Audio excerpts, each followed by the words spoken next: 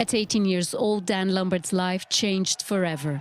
During a rugby practice, Dan broke his neck and became a C5 quadriplegic.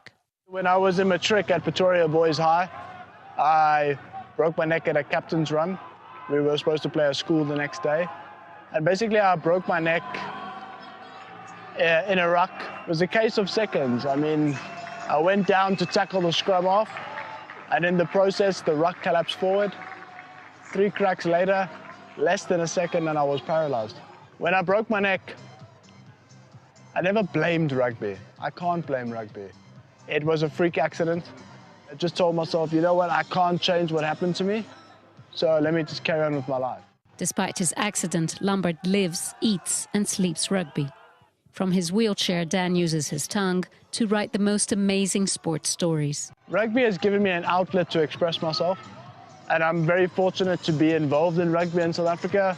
The rugby community has been very gracious to me, especially the guys, for instance, at Varsity Cup, who gave me the opportunity to write about touch rugby. So it's definitely been one of the big things that has allowed me to overcome my disability.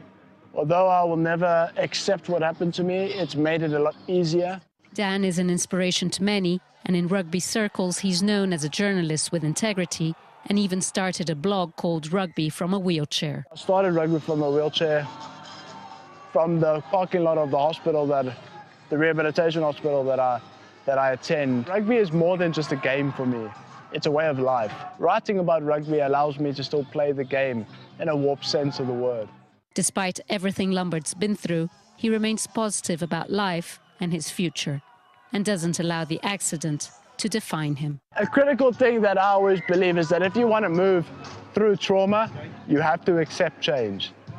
If you are lying in bed, in a hospital bed with a severed spinal cord and possibly you may never walk again, sitting and thinking about that and being sorry for yourself is not going to change.